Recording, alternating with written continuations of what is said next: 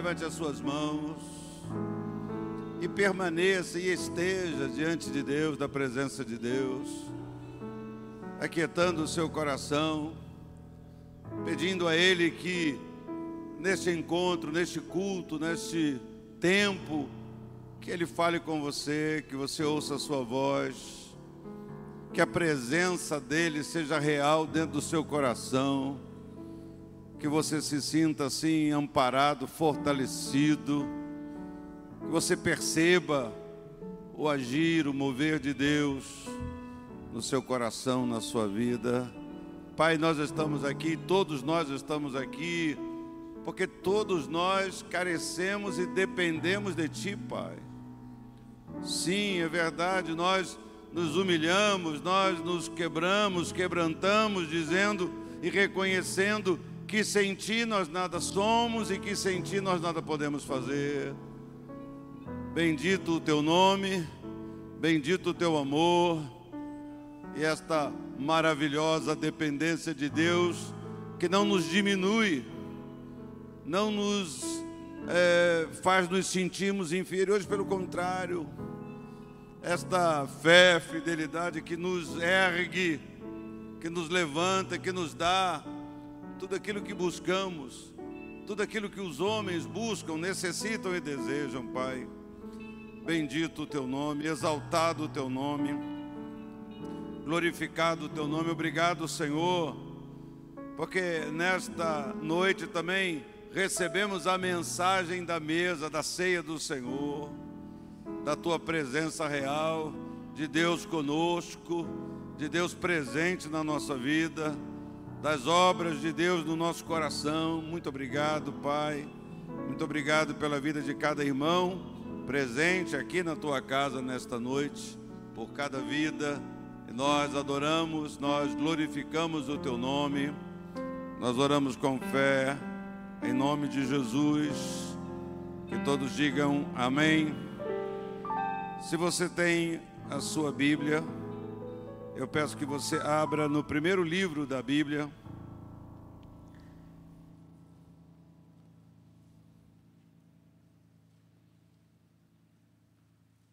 Eu não sei se você é uma pessoa frustrada com você mesmo, quando você não consegue acertar uma coisa. Eu tenho um sentimento assim, eu não sei se eu tenho algum transtorno, se eu tenho algum toque. Por exemplo, perder uma coisa e, por exemplo, dentro do meu carro e não achar. Eu não consigo aceitar isso. Você deixa para lá, como é que você é? Depois você acha, como é que você é?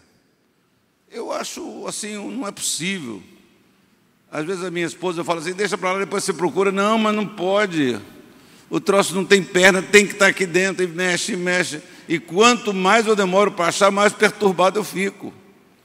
Porque eu digo assim, não é possível um trem desse, o troço tem que estar aqui. Não é verdade? Eu não sei como é que você é. Então, mesma coisa na minha vida, certas coisas, eu tento fazer uma coisa, irmãos, eu não consigo fazer. Rapaz, isso me perturba demais. Eu falo assim, meu Deus, será que eu sou tão obtuso? Será que eu sou tão quadrado? Será que eu sou que eu não sei mexer numa coisa, não sei? É claro que eu já fiz muita besteira de querer mexer naquilo que eu não sei mexer mesmo. Mas eu tenho essa coisa comigo, não é verdade? Como, às vezes, quando eu falho, quando eu erro, meu Deus, mas eu sou ruim. Eu preciso melhorar tanto, eu preciso tomar memoriol, fosfosol, boberol, eu preciso tomar alguma coisa para melhorar. Eu não sei se você aceita, eu não sei como que você é, mas eu tenho essa coisa, não, eu tenho que fazer, eu tenho que acertar, eu tenho que saber reagir. Quando eu falho, eu piso na bola nesses contextos, eu fico muito chateado comigo mesmo, né? Não que eu me ache uma pessoa perfeita, mas é porque eu penso que a gente tem que ter esse esforço, tem que ter eu não aceito assim com muita passividade. E a gente vê na gente essa dificuldade tão simples. Desde que os meus filhos eram pequenos, e agora com os meus netos, E por que não dizer agora também que os meus filhos não são pequenos? Como é que às vezes você não consegue fazer a pessoa te atender numa coisa simples? Como é que as pessoas, não é? Ô, minha neta, faz isso. Espera aí, eu já vou. Não vai, não atende. Ei, você pode pegar... Você é surda, minha neta? Não, vovô. Então por que você não faz? Por que você faz isso, você fez isso? Meus filhos são pequenos, rapaz, está falando. Você não vai lá fazer. Não, desliga a televisão, faz não sei o quê, corta aqui para poder obedecer. Eu digo assim, uma coisa simples. Não deixa a roupa aqui, não deixa aquilo ali. Aí, pô. A gente acaba que vai aprendendo que nós também somos assim. Esse texto que eu vou ler fala mais ou menos disso. O título da mensagem é A Difícil Tarefa de Obedecer. Por que é difícil obedecer? O que há em nós? O que há em você? O que há em mim? O que há dentro da gente que a gente está sempre resistindo a isso? Né? Acaba que, se você perceber bem, a gente não gosta de obedecer ninguém. Nós não gostamos de receber ordens. Nós não gostamos de receber ordens de ninguém. Tem esposa que não quer receber ordem do marido. Tem marido que não gosta de receber. Quais são os maridos aqui que gostam de receber ordem da mulher? Levanta a mão. Só eu? Ninguém? Aí. Coisa boa, rapaz. Melhor coisa que tem é a sua mulher mandar em você, rapaz. Isso é uma maravilha. Isso é uma bênção. Não tem um amém, uma palavra dessa abençoadora. Vamos ler o texto bíblico, Gênesis 2, 16 e 17. Gênesis 2, 16 e 17. E o Senhor Deus ordenou ao homem: coma livremente de qualquer árvore do jardim. Uma pergunta que vem assim no subconsciente é: quantas árvores será que haviam que tinham no jardim? Mais de 100? Menos de 100? Mais de 30? Menos de 30? Mais de 1000? Não sei.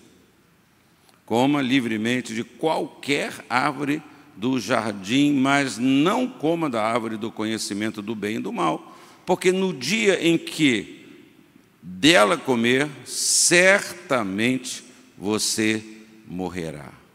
Amém? Pode sentar-se. Eu sempre que leio esse texto, sempre vem à minha cabeça, à minha mente, que a vida espiritual, criada, formada, estabelecida por Deus, foi a mais simples possível. Perceba que Deus não falou para Adão assim: Adão, pega uma caneta e um papel, que eu vou te dar algumas instruções. Não precisa anotar, não precisa escrever. Vou te dar uma orientação, uma regra. Você está aqui nesse lugar maravilhoso, você vai levar uma ordem, uma orientação, uma linha sobre o que você não pode fazer. O jardim é seu, coma de tudo que você quiser, só não toca, só não come nesta árvore. O escritor do livro não menciona se Deus falou assim: você entendeu? Quer que eu desenhe? Quer que eu faça alguma coisa? Deu uma ordem. Então, a vida espiritual criada por Deus, ela foi a mais simples possível. Não foi propósito de Deus complicar, criar um código, um manual. Não era necessário. estabelecendo uma série de normas, uma série de proibições. Não faça isso, não coma aquilo, não entre ali, não vá para aquele lugar, não ande naquele caminho, aqui no jardim, lá é escuro, lá é perigoso, lá tem um animal que não te entende bem, não te conhece bem, ainda não está acostumado. Não! Olha, você fica à vontade. Você come de tudo. Você desfruta de tudo, só não come dessa árvore ali, ó. Aquela ali você não toca nela, porque ela é a árvore assim, assim e assim. Veja o que nos diz o texto que nós acabamos de ler, não é? O Senhor ordenou ao homem: coma livremente de qualquer árvore, não coma da árvore do conhecimento do bem e do mal, porque no dia em que dela comer, certamente você morrerá. Esta foi a primeira lei estabelecida por Deus para o homem. E observe que Deus não deu, repito, uma lista de proibições. Apenas uma coisa Ele ordenou: não comer da árvore do conhecimento do mal. O Éden era um mundo maravilhoso, com todos os recursos necessários para o homem viver, eu penso, eu creio, eu digo, a melhor qualidade de vida. Porque essa é uma palavra hoje, todo mundo deve buscar e todo mundo está buscando uma qualidade de vida, que tem a ver com o que a gente come, tem a ver com o sono, tem a ver onde a gente mora, tem a ver no contexto externo, de tranquilidade, de conforto. Logo após esta ordem, Deus provocou um sono em Adão e tirou dele uma das costelas, criando a partir dela a mulher. Eu penso que Adão deve ter passado para sua mulher a ordem de Deus. Quando ele viu aquela belezura da Eva, piscando os olhinhos assim para ele falou assim: maravilha. E ele disse para ela assim: olha, ô Eva, está aqui, é nosso, só não podemos tocar naquela árvore. Não é permitido, só nos é limitado o acesso àquela árvore. Ele deve ter orientado Eva nesse sentido. E nesse ambiente eles viviam, repito, em plena liberdade. O homem e a sua mulher viviam nus, não sentiam vergonha, diz o versículo 25. Eles tinham tudo o que necessitavam para desfrutar a vida, para curtir aquele lugar, eu me imagino, sensacional. Mas apareceu um outro personagem na história que induziu a mulher a quebrar aquela harmonia. Gênesis 3, versículo 1 diz: ora, a serpente era o mais astuto de todos os animais selvagens que o Senhor Deus tinha feito, e ela perguntou à mulher: foi isto mesmo que Deus disse, não comam de nenhum fruto das árvores do jardim? Eva tentou explicar que Deus havia dito para não tocar na árvore do conhecimento. As demais, eles poderiam comer à vontade, mas prevaleceu o argumento da serpente. O casal acabou tocando na única árvore que eles não deveriam tocar. Perceba que, a partir do momento em que o casal desobedeceu a Deus, acaba também o privilégio de ter apenas uma lei. Acaba também o privilégio de ter apenas uma orientação a ser cumprida. A partir daí, o homem perdeu o sentido da vida. Passou a errar com mais frequência. E a cada erro, Deus tinha que estabelecer uma nova lei. Deus tinha que colocar novas placas, novas sinalizações, novas orientações. Deus teve que ir acrescentando: não, isso não toca nisso, não, isso também não. E foi por esta razão que, ao chamar Moisés ao monte, ele deu os 10 mandamentos. E você que já leu, quem já leu os 10 mandamentos? Não é quem viu o filme. A maioria das pessoas viram o filme dos 10 mandamentos, mas não leram os 10 mandamentos. Recomendo que leia os 10 mandamentos que estão na palavra de Deus. Ao ler, você vai perceber que não são apenas 10, mas que cada um deles tem os seus desdobramentos. Não é verdade? Tanto é que Moisés, ao falar sobre o valor da obediência e da desobediência, ele teve que esmiuçar, ele teve que detalhar o que aconteceria caso o povo não seguisse aquelas novas regras. Então, em Deuteronômio, no capítulo 28, nós encontramos 14 versículos falando sobre a obediência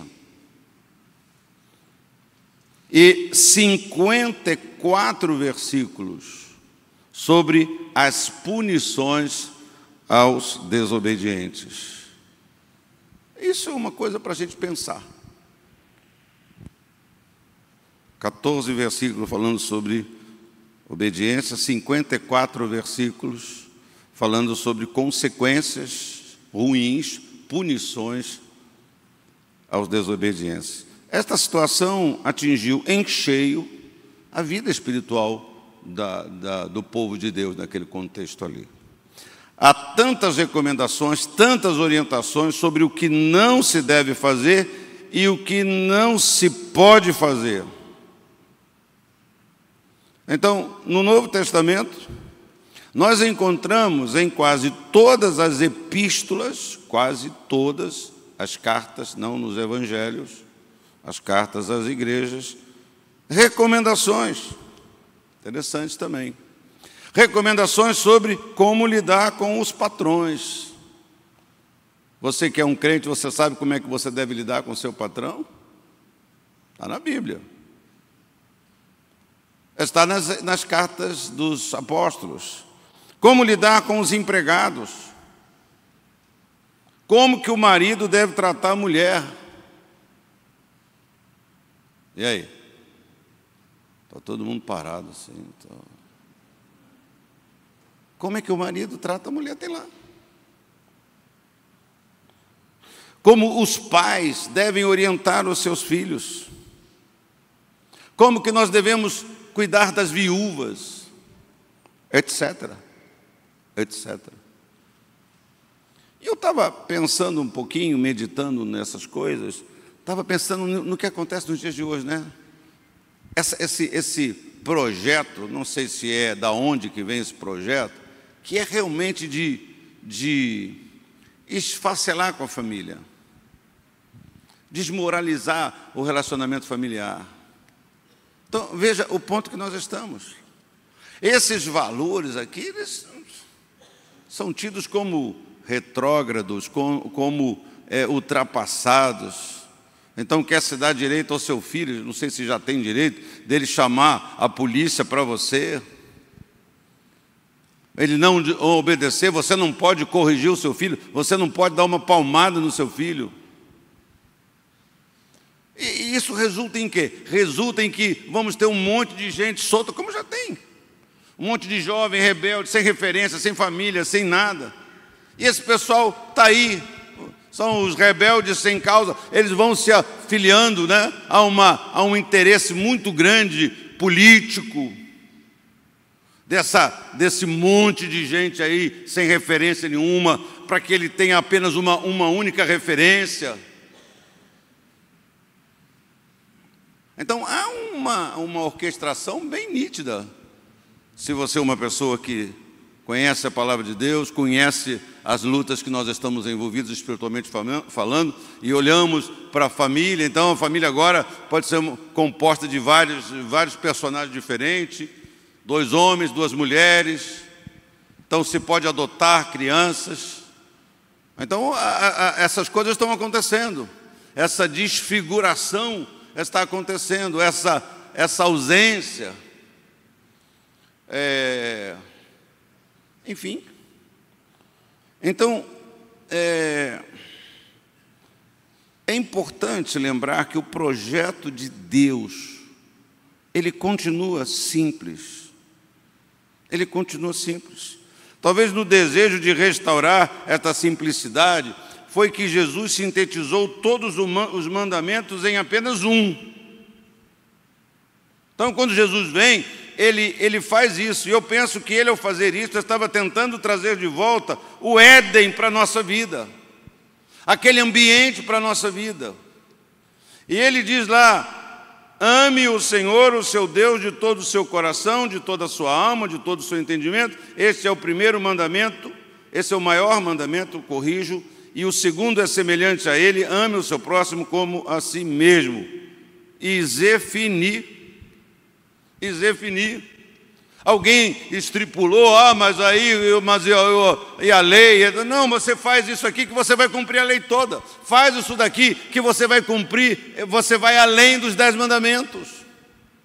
Se você amar a Deus de todo o coração, todo o entendimento, amar o próximo como a si mesmo, você não vai querer a mulher de ninguém, a não ser a sua. Você não vai roubar. Você não vai desonrar sua mãe, seu pai. Então, Jesus, ele fez assim, ele falou assim, e mesmo assim, nós ainda temos dificuldades em cumprir esta ordem de Jesus. Esta ordem de Jesus.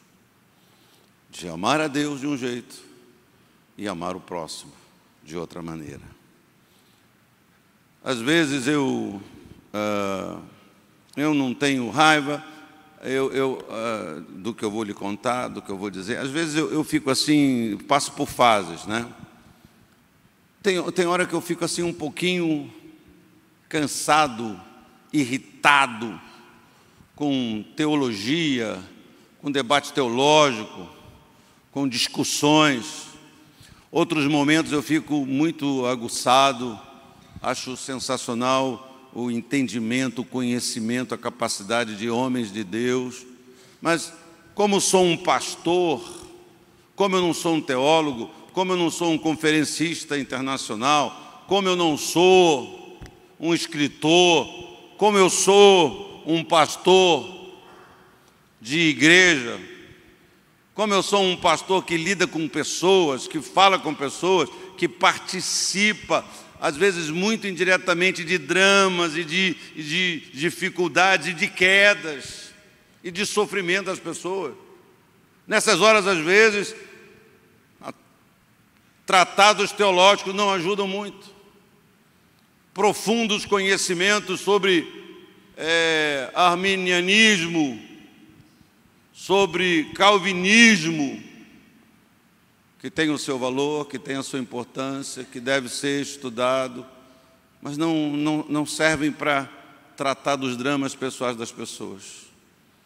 Às vezes, a única força que você tem, a única disposição que você tem, a única capacidade que você tem de não sair correndo e dizer: meu irmão, vire-se, é amar a Deus, é amar o irmão. É mesmo com fraqueza, é mesmo com debilidade, é mesmo com às vezes até incompetência, mas o amor, o desejo de ajudar, o desejo de ver alguém acertar, é que empurra você, mantém você, não deixa você desistir, não permite você de abandonar quem quer que seja. Pelo menos que te procure, pelo menos que peça a sua ajuda. Então, nós ainda temos dificuldades. Se nós nos examinarmos com o coração aberto, só sobre a primeira parte, não digo nem pela segunda, a segunda então é muito complicada. Amar a Deus sobre todas as coisas, de todo o seu coração. Não há dúvidas que você ama o Senhor, pelo menos eu acho que não há. A dúvida que há é se você faz isso de todo o coração. Talvez você pense assim: não há dúvidas que o pastor ama a Deus de toda a sua alma. Não, que o pastor ama a Deus, mas será que o pastor ama a Deus com toda a sua alma e com todo o seu entendimento? Um entendimento que é bom faz com que algumas pessoas fiquem com raiva de Deus, porque acham que entendem, acham que o entendimento dela das coisas leva elas até a julgar a Deus. É o nosso entendimento que nos leva a dizer assim: Deus não podia fazer isso, Deus não podia fazer aquilo, Deus não podia permitir isso. Eu não aceito. Não é a fé que fala isso. Não é a sua fé que diz assim: Senhor, eu não aceito essa situação, eu não aceito essa fornalha, me referindo à palavra de hoje de manhã. Eu não aceito essa dificuldade, que muitas vezes muda o rumo da nossa vida completamente. Completamente. Mas não é a fé, é o nosso entendimento. Então, amar a Deus dessa forma tão completa, tão verdadeira, tão plena, tão ampla. E, obviamente, que a consequência é o fracasso na segunda parte, não vai conseguir amar o próximo. E esses são os grandes problemas. Ora, considere que eu sou um pastorzinho aí, já há um tempinho. Considere que eu sou um bispo da igreja há 20 anos. Nosso Deus. Então, ainda hoje à tarde, a minha esposa me permitiu ouvir vídeos, uma mensagem, vídeo não, áudio. Fulano, a outra igreja, o outro pastor, a mulher do outro pastor, e nego magoado, não, porque... Gente,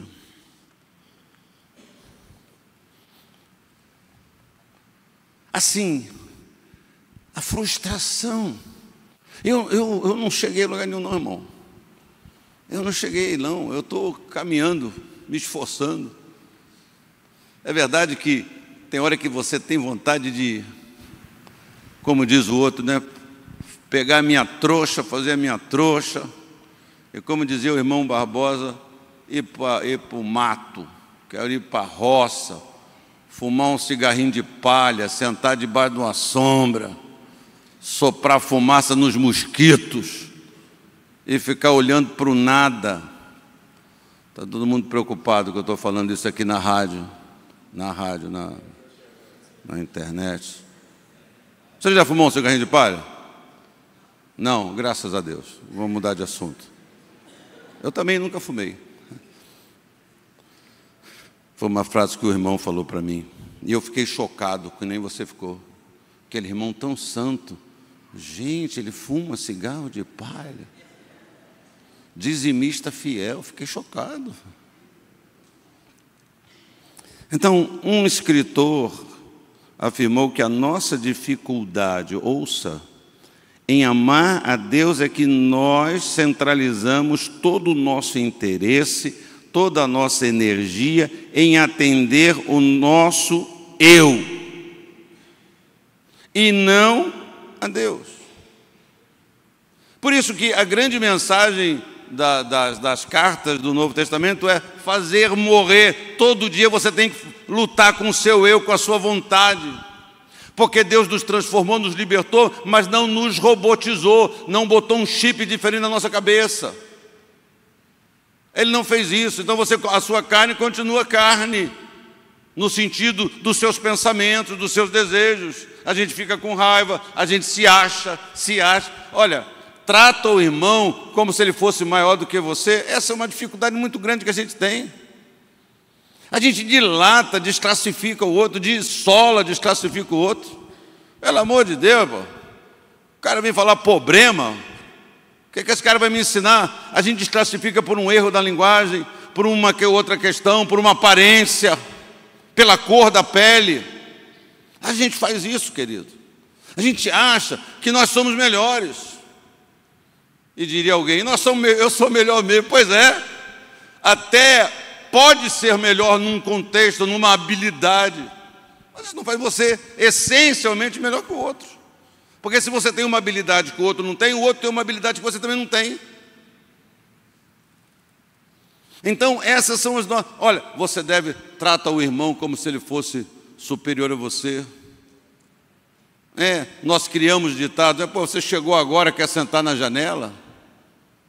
Eu estava conversando com alguém, um pastor estava perguntando isso. Você acha, como é que foi lá a transição de Moisés? Foi tranquila? Não sei, a Bíblia não fala. Eu sei que Moisés tinha um bando de sujeitos servindo a ele, julgando o povo, exercendo um trabalho pastoral quase no povo de Israel. Moisés estava lá sem comer, sem dormir, sem tomar banho, cuidando de todo mundo, uma fila imensa para julgar. Aí o Jetro falou assim: olha, escolhe aí homens para fazer te ajudar. E ele fez isso e deu certo, foi uma bênção. E aqueles caras estão lá, tinha gente que tomava conta de 1000, já pensou? O cara mais gabaritado, mais capacitado para julgar, de acordo com a capa. Tinha gente que julgava só quem roubou a galinha. Quem roubou a galinha é minha, a galinha é sua. Não, ele batia o martelo lá, resolvia aquela pendência entre o povo de Deus. Mas Moisés morre. Quando Moisés morre, aí chama Josué. Frango, menino, me dá o teu currículo aí. Quem é que você julgou? Onde é que estava você? Estava lá. Aí a coisa muda, né? Estava lá bajulando Moisés. Você era um bajulador de Moisés, você não fazia nada. Será que teve problema? Será que teve revolta? Será aquele que cuidava de 1000, fez uma objeção a Josué? Será que Josué teve o aplauso daqueles homens? Pense nos dias de hoje. Como que nós estamos? Como é que nós estamos aquém? Como é que nós somos tão inseguros? É aquilo, eu repito, pesado é a função, pesadas são as responsabilidades, porque falar sobre situações é muito fácil, mas você tem que ter coerência, você tem que ter equilíbrio, você tem que ser uma pessoa que tem graça, que tem, enfim, unção, sabedoria. Aquilo que eu falo para você, peça a Deus sabedoria. Sabedoria resolve muito problema. Sabedoria, às vezes, é uma questão só de posicionamento, que a gente se coloca, pronto, você resolve um problema, ou você não tem um problema por posição, por posicionamento. Por exemplo, não falar. Às vezes a pessoa fala comigo, fala, e o que a pessoa quer? Colher a minha opinião. Aí eu escuto, não falo nada, a pessoa fica grilada, eu não fico grilado. Mas por que ele não falou? O que ele está pensando? E aí a pessoa começa a interpretar, achar um caminho para o silêncio. Então isso evita, porque eu já abri a minha boca tão rapidamente, e depois eu fico cobrado eternamente por aquilo. Mas o Senhor falou isso, bispo. O Senhor falou para mim, e eu sei o custo disso. O Senhor falou para mim que eu tinha uma chamada, e falei mesmo. E aí a pessoa falou para mim assim: o senhor acha que eu tenho uma chamada? Eu falei: não. Um dia eu achei, e por carinho até, eu não falei assim, um dia eu achei que você tinha uma chamada, e hoje eu tenho convicção que você não tem. Eu só falei que eu achava que tinha e agora eu achava que não tinha. Então, porque a gente fala às vezes, e a gente fica devedor. Então, sabedoria está muito nesse campo, sabia? Sabedoria está muito no que você fala e no que você não fala. O tolo, quando fala, é um problema. E o senhor é tolo? Não sou, mas já fui. Já falei muitas vezes como tolo.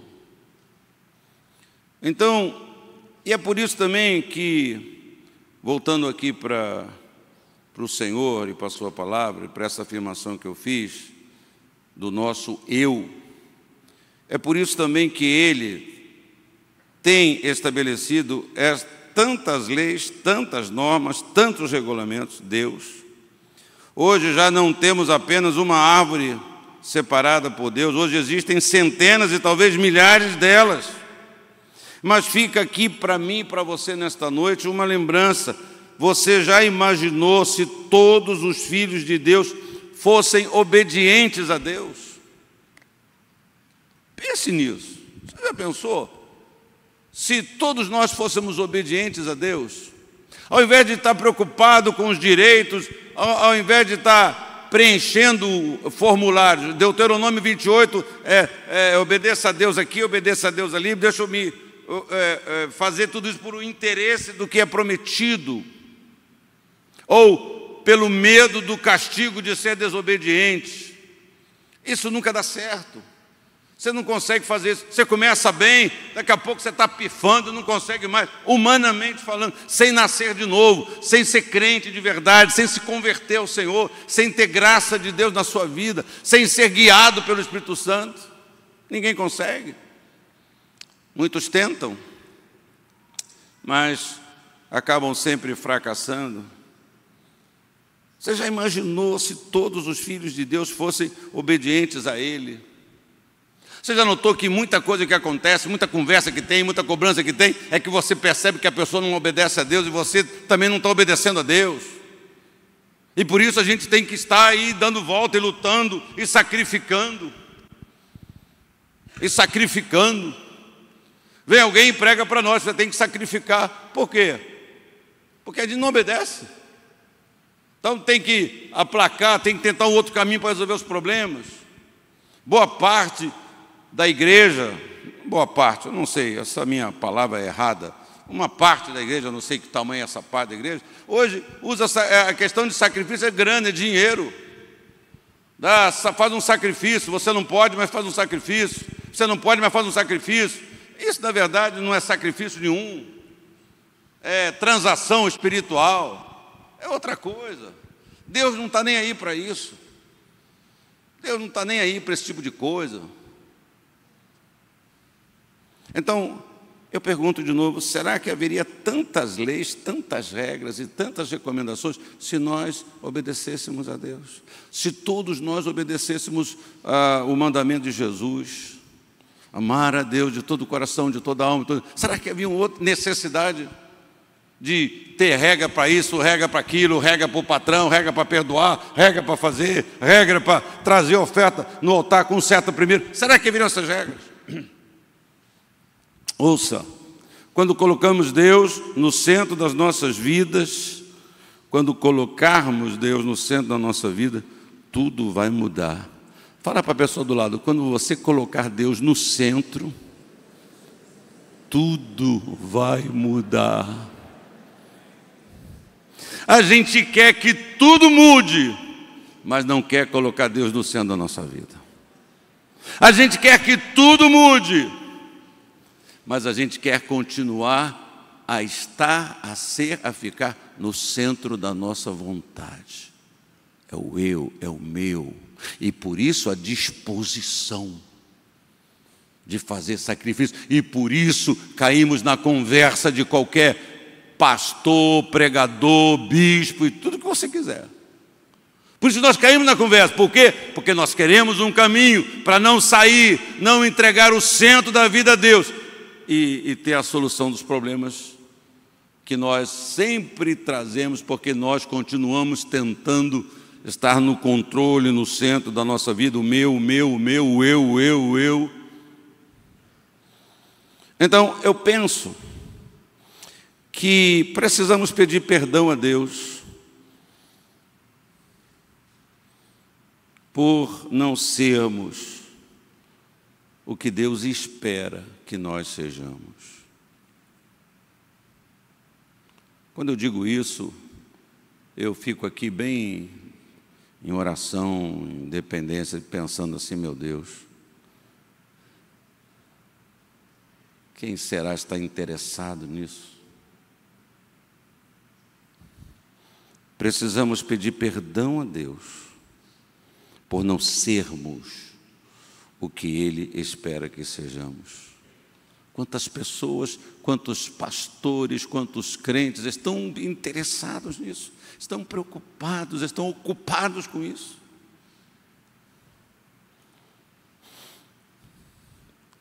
Se examinar e falar, mas eu não sou o que Deus espera. Eu não tenho sido o que Deus espera. Não, pastor, mas o senhor tem tanta unção. Não, pastor, mas o senhor tem tanta sabedoria. Não, o pastor fulano é um homem de Deus. Amém, é um homem de Deus. Não estou botando em xeque essas coisas.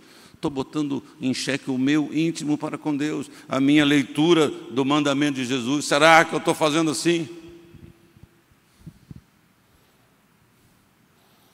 E para melhorar a nossa qualidade de vida, nós precisamos pedir perdão a Deus por tanta desobediência, tanta desobediência. Deus me guarde, Deus me livre, meu irmão, Deus te guarde, Deus te livre dessa cara de pau, de tratar Deus como se Deus não fosse Deus, de ser tão desobediente a Ele, e dobrar joelhos e falar: oh, meu Pai, dá uma palavra para mim. Oh, Jesus, eu te amo. Quando alguém chegou para Jesus e falou assim: oh, Jesus, eu te amo, nós te amamos. Ó, é o seguinte: me ama aquele que ouve e pratica, obedece a minha palavra. Amar a Deus não é uma questão de lágrima, não é uma questão de arrepio, nada disso. Foi o Senhor que falou isso. Aquele que me ama, ele obedece a minha palavra. Aquele que me ama, me ouve, me escuta, faz o que eu peço, faz o que eu mando. Então, irmão, quando que vai mudar? Quando que isso vai mudar na sua vida? Sempre disfarçando, sempre. A gente se esmera com a nossa aparência, com o nosso crentez. A gente se esmera muito nisso, né? Eu quero ir para a roça fumar um cigarro de paz. Que isso, pastor?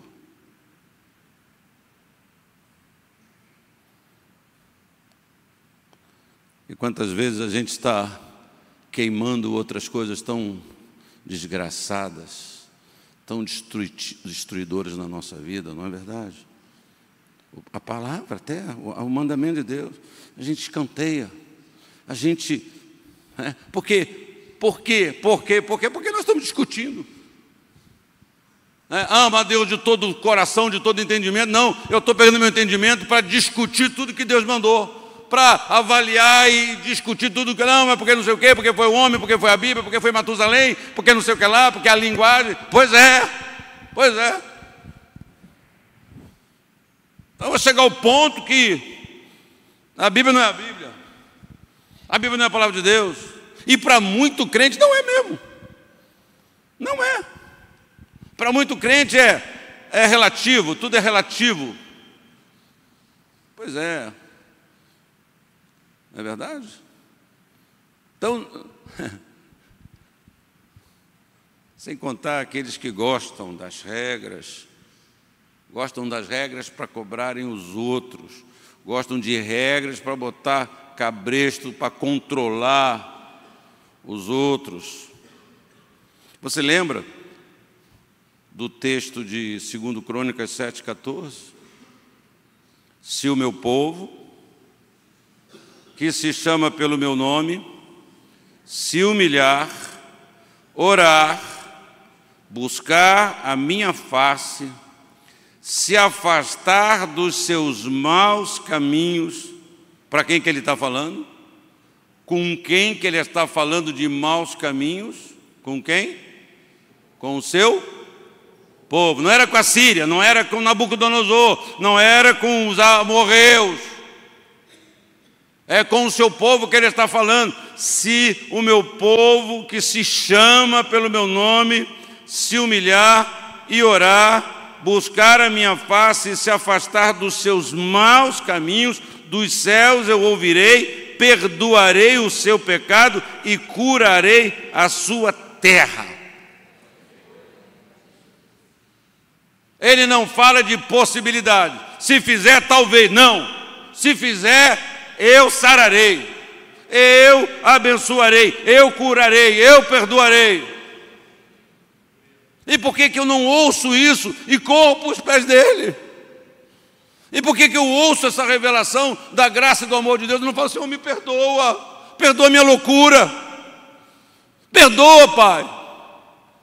Por que a gente ainda fica daquele mesmo jeito, né? Aleluia. Se Ele vai curar, se Ele vai perdoar, se Ele vai sarar. Veja o que o salmista Asaf afirmou no Salmo 81, versículo de 12 a 14. Por isso os entreguei ao seu coração obstinado, para seguirem os seus próprios planos. Se o meu povo apenas me ouvisse, se Israel seguisse os meus caminhos, com rapidez eu subjugaria os seus inimigos e voltaria minha mão contra os seus adversários. Os que odeiam o Senhor se renderiam diante dele e receberiam um castigo perpétuo, mas eu sustentaria Israel com o melhor trigo e com o mel da rocha eu o satisfaria. Deus começa falando sobre o povo dele: por isso eu os entreguei ao seu coração obstinado. Se você tem um coração aberto, não dá para você ler isso aqui não e não dar uma tremida, e não pensar assim: será que o meu coração está obstinado?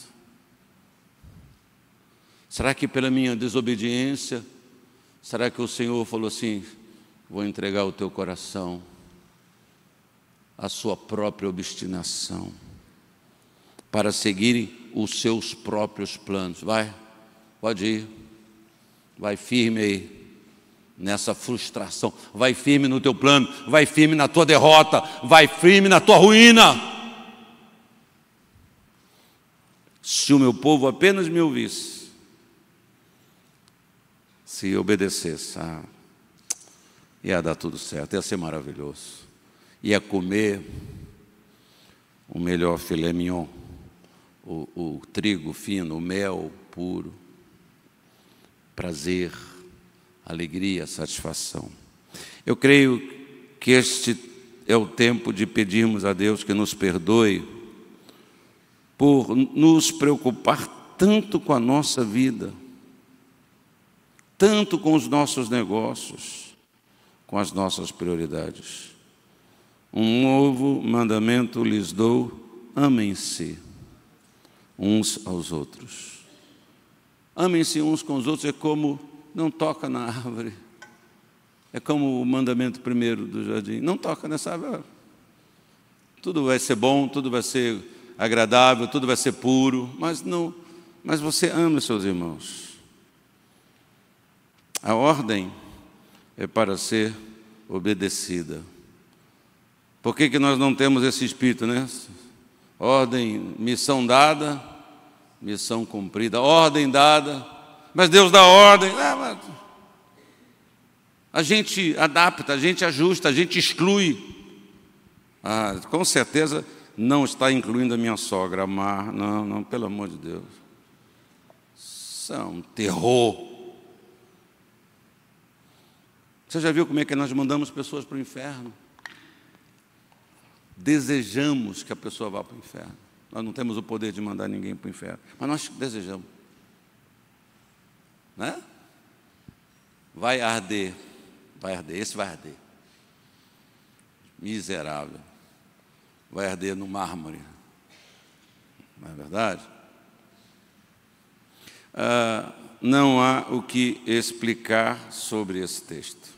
Assim como não havia explicação sobre a ordem clara de Deus a Adão, aprenda a facilitar a sua vida. O que você seria capaz de fazer? Aí você tem sonhos, né? Eu também tenho. Você tem desejos também, todos nós temos. Nós idealizamos coisas. O que você estaria pronto? Qual o preço que você está pronto para fazer? Qual o sacrifício que você está disposto, dependendo da sua desejo, da sua obstinação, você vai fazendo cada vez mais. Você vai ali. Então, aprenda com a palavra de Deus a facilitar a sua vida, pautando seus atos pela obediência a Deus. Pela obediência a Deus. Aprenda isso. A obedecer a Deus. A ter esta simplicidade. Porque você sabe que tem coisas que só a pessoa simples faz. Você já viu que pessoa simples não discute certas coisas? Pessoa simples abre mão. Tá bom. Tá bom, então para você. Não briga, uma pessoa simples. Pessoa simples que tem uma outra percepção, um outro entendimento, outro valor. Não é? Mas nós vivemos esse tempo em que a igreja, ela discute sobre dízimo. Ela discute o dízimo. E nós ficamos pedindo a Deus, que Deus nos abençoe. Um negócio sempre complicado isso. Por que a gente adota o caminho mais complicado? Né? Você sabe que essa questão do dízimo não tem nada a ver comigo, não tem nada a ver com os pastores que serviram nesta igreja, não tem nada a ver com essas pessoas. Como os pastores passam, eu também vou passar. Também vou passar, todo mundo vai passar. Mas essa ordem vai continuar. Esse dever, esse desejo, esse pedido de Deus, essa orientação de Deus para você vai continuar. Aí eles vão viver assim. Vamos catar explicação, teólogo, o fulano, o Beltrano, o pastor da igreja de 200 mil pessoas, porque ele está dizendo isso aqui, vamos acreditar nele, o que ele vai fazer com a Bíblia? Não, mas a Bíblia, aí vamos tentando arrumar tudo. Se por trás de certas coisas já não está um coração obstinado em desobedecer, já está um coração obstinado em mexer em tudo, e não se importar, como se consequência não teriam. Às vezes, você sabia, o ímpio é mais temente a Deus do que a gente. Às vezes o ímpio é mais temente que o profeta. Às vezes o ímpio ama mais o próximo do que o servo de Deus. Foi o que aconteceu com Jonas. Mas você então, você está aqui, vai matar todo mundo, você não se importa. Você não está nem aí. E você é o culpado.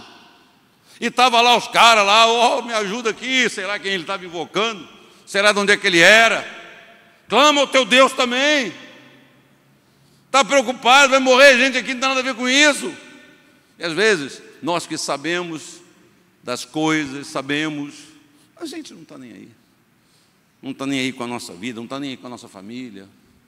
A gente ora muito por eles, mas a gente desobedece tanto a Deus. A gente não dá muita importância para aquilo que Deus espera de nós, como se obedecer a Deus fosse transformar a nossa vida numa vida desgraçada, uma vida de escravo, uma vida de alguém que não tem sonho nem vontade. Não, é exatamente o contrário. Vamos orar? Vamos fazer isso? Curva a sua cabeça. Nós vamos participar da ceia. Esse ato da ceia, nós temos que temer a Deus. Nós servimos a um Deus vivo, eu não posso esquecer isso nunca. Um Deus que sabe, um Deus que vê, um Deus que conhece e um Deus que me ama. Puxa vida, se Deus não me amasse, há muito eu já estaria arriscado. Mas Ele me ama.